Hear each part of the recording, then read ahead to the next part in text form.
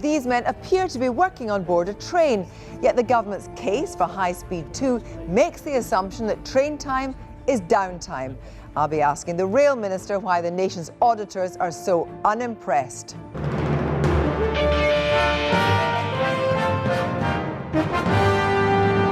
The government's plans for High-Speed 2 took a pretty hefty knock today when the National Audit Office produced its first report into the controversial rail project, which will cost north of £30 billion and provide a superfast link to London, to the West Midlands, Manchester and Leeds. The NAO said that the Department for Transport had not made the business case for the investment. In a moment, I'll be asking the Transport Minister why not. But first, here's David Grossman. The proposed new HS2 line forms a Y, which is pretty appropriate really, given that's the question the National Audit Office is asking. Why is this being built? It is, after all, hugely expensive, £34 billion to build plus £8 billion for rolling stock. And yet, says the NAO, there's no clear business case for building it. This report is written by the National Audit Office in charge of scrutinising government spending. It's got a rather dull title, it looks rather dull, and it's written in very dull prose, but its findings are anything but. One by one, it examines the arguments for building high-speed rail as put forward by the government, and one by one, it says they don't really stack up. Essentially, the government has put forward three arguments for building HS2. There's the economic benefit to the country as a whole, there's regional development for the Midlands and the north of England, and there's improving capacity for the rail network. But one by one, the NAO pulls these apart. I think it's a damning report. This has been carried out by the government's own independent auditors, and what they've fundamentally done is they've agreed with all of the points that independent commentators and opposition groups have been making over the last 2 years. If you're going to spend something like £58 billion, which is what it actually is going to cost to put trains on a track as well, you've got to make sure it's good value for money. And they found that there's no evidence for a lot of the assumptions. They've used out-of-date data, and actually that there's really no evidence behind a lot of the key assumptions within this. The government says investment in HS2 makes hard business sense because we get more back than we put in. However, this number, this ratio, has slipped from £2.60 back for every pound spent when the project was first suggested to just £1.40 back in the most recent document. And even this, says the NAO, may be over-optimistic. For a start, the Department for Transport now thinks that rail travel, or demand for rail travel, will grow a lot slower than they previously thought. However, this new model hasn't been applied to the business plan for High-Speed 2. They still use the old numbers. And here's something else that's a bit strange, according to the National Audit Office. The business plan for High-Speed 2 assumes that the ticket prices will be the same whether you go on the new whizzy high-speed line or the old stopping slow line. Is that really a safe assumption? After all, on HS1 that carries domestic passengers from Ashford in Kent to St Pancras, tickets are more expensive than on the slower alternative. And guess what? Passenger numbers for HS1 are about a third of what was predicted while the line was being planned. Now, perhaps you'd like to see David Cameron doing something impossible.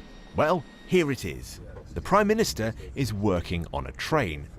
Not that amazing, you might think, except that the business case for HS2 is based on the idea that no one does this, that no one works on a train, so that every minute you can cut from journey times is a minute added to productive work.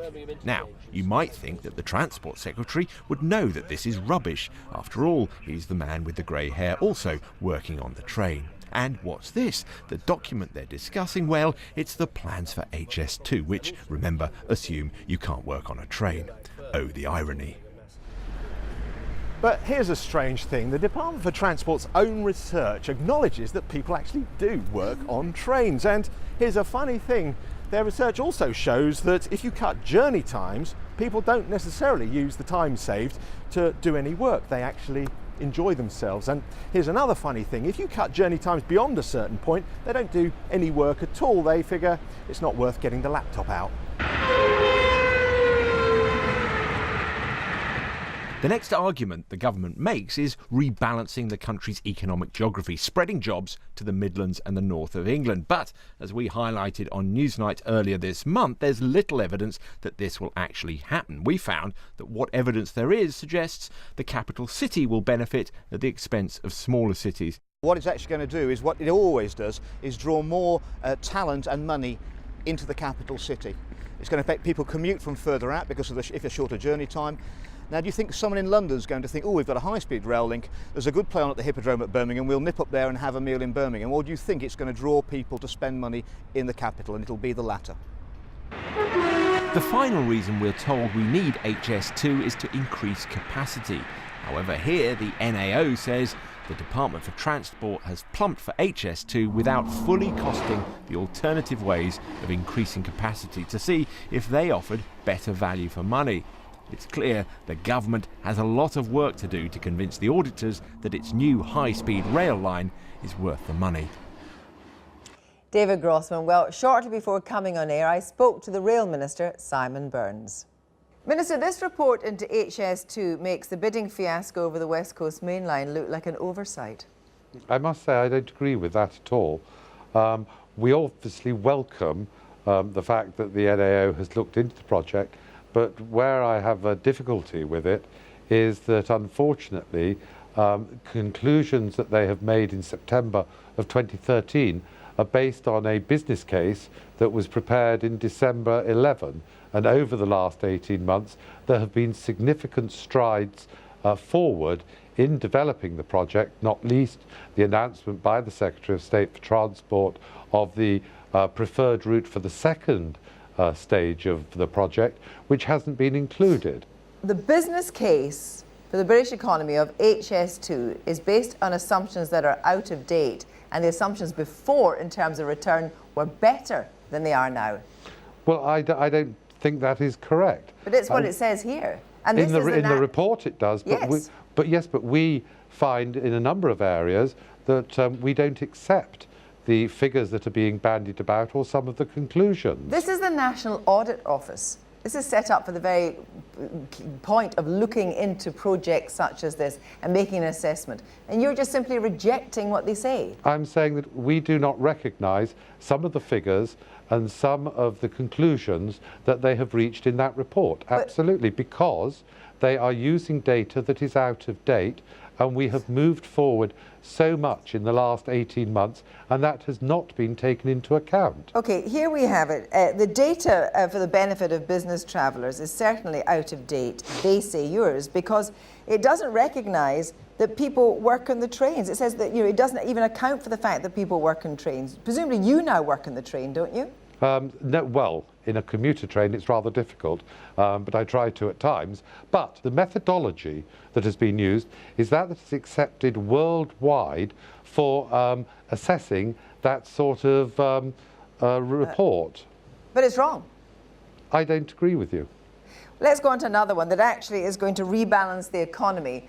Now, the report says the business case provides little supporting evidence to prove that a high-speed link will support regional growth. That is pretty damning. Yes, but what we have seen, and the evidence is shown in other parts of the world and in England where we have a high-speed train, that where you have high-speed rail, there is regeneration, there is job creation, particularly where the stations are placed and the depots, and that helps to be an engine for growth and regeneration. Do you honestly believe there is no better way to spend £30+ billion? Look, the important thing is high-speed rail is the future. Our major competitors, countries like the United States, Spain, France, Germany, Japan, China, are all investing in high-speed rail, and we believe it is the future, that we cannot afford not to do it. It will be an engine for growth. It will ensure that 8 of our 10 largest cities are closer together and greater access. It will increase or improve journey times. But what is even more important than that is that we are running out of capacity on our conventional rail network. Are we? Really? Yes, we are indeed. If you take the West Coast Main Line, for example, it is estimated that it will be full to capacity by 2025. Isn't it the case that even if the business case is eroded down to nothing, that in fact you'll get a 70 pence return for every pound that you spend, it won't matter at all, because it's not about the business case, it's about showing that as a country we can have a high-speed rail link. In fact, the business case doesn't matter at all. I think the business case is crucial, and it's nothing to do But it's with not just proved having in this a report. prestige project. What it is showing is that high-speed rail is the future. We cannot afford to be left behind, and we've got this golden opportunity to be in at the early stages so that we can compete, we can improve connectivity, we can increase capacity, we can reduce journey times, and we can bring people closer together to go about their business, whether it's as businessmen or passengers who are visiting friends or on leisure activities. OK, you talked finally about the early stages, and we cannot afford to be left behind. 2033, there's no other country that would take as long to make it as this one. Well, ironically, you're saying that, but the National Audit Office report says that we're moving too fast. But you don't believe them anyway? No, I don't. I don't believe them in that respect. I think that what we have got to do is to get on and go ahead and get it done as soon as possible. But as you are aware, there are a number of procedures, not least the parliamentary ones, which means that it is a lengthy procedure. And that is why we can't afford to hang around and wait, but we have got to get on with it. Minister, thank you very much indeed. Thank you.